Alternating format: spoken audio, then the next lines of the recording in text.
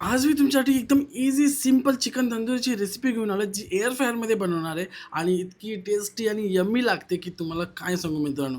मित्रांनो, सुरुवातीला चिकन घेतलं मी 750 ग्रॅम म्हणजे पाऊण किलो. त्याच्यानंतर आपण थोडं लाल तिखट टाकतोय, त्यामध्ये अद्रक, लसूण, मिरचीची पेस्ट टाकणार आणि ब्लॅक सॉल्ट टाकून एक मॅरिनेशन करायचं. जवळ आपल्याला अर्धा तासाला मॅरिनेट करून ठेवायचं आहे. मग काय करायचं, दही घ्यायचं. दहीमध्ये आपल्याला टाकायचं बेसन, मस्टर्ड सॉस, त्यानंतर गरम मसाला, त्यानंतर टाकायचं थोडंसं धने powder, chaat masala, black pepper powder आणि थोडासा मीठ टाकायचं आणि याच्यामध्ये ॲड करायचं तेलात आपण थोडंसं फोडणी द्यायची आपल्याला काश्मीरी मिरचीची.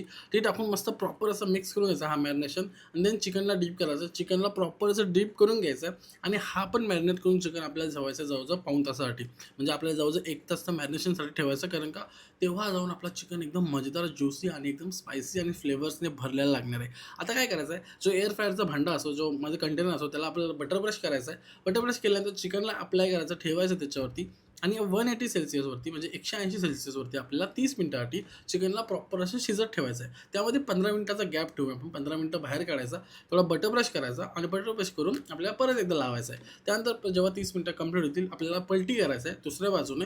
परत एकदा आपल्याला थोडं बटर ब्रश करून आतमध्ये ठेवायचं आणि 30 मिनिटासाठी त्याला शिजून द्यायचं आहे. मध्ये 15 मिनिटं काढून आपल्याला परत एकदा तेच करायचं आहे. म्हणजे ते ड्राय नको व्हायला आणि मजेदार आपली तंदुरी तयार व्हायला पाहिजे. आता ज्यांच्याकडे एअर फ्रायर आहे त्यांनी करावा, नाहीतर मग तुम्हाला दुसरा ऑप्शन मी ऑलरेडी करून ठेवला आहे कुकरमध्ये. ठीक आहे. आता सुरुवातीला सगळं झालं आहे आपलं करून. आता आपल्याला एक मस्त असं त्याला फोडणी द्यायची आहे. त्यासाठी मी बाउलमध्ये काढून घेतो आहे. आता इथे विषय असा आहे, की चीज जर तुम्हाला आवडत असेल, तर तुम्ही मस्त चीज याला ग्रेटेड करून टाका. म्हणजे तुम्हाला मस्त आवडेल. नंतर मग बटरमध्ये जिरा टाका. त्याला तडतड फडफड करून घ्या आणि तो अप्लाय करा. त्याच्यानंतर याच्यावर थोडा चाट मसाला टाका, थोडी कोथिंबीरच्या दांड्या टाका आणि मग मिक्स करून घ्या आणि सर्व्ह करा. ही रेसिपी तुम्हाला खूप जास्त आवडेल. तुम्हाला मजेदार वाटेल. प्रोसेस पण बनवायला एकदा नक्की ट्राय करून बघा आणि मला कमेंट करून सांगा कसं झालेलं.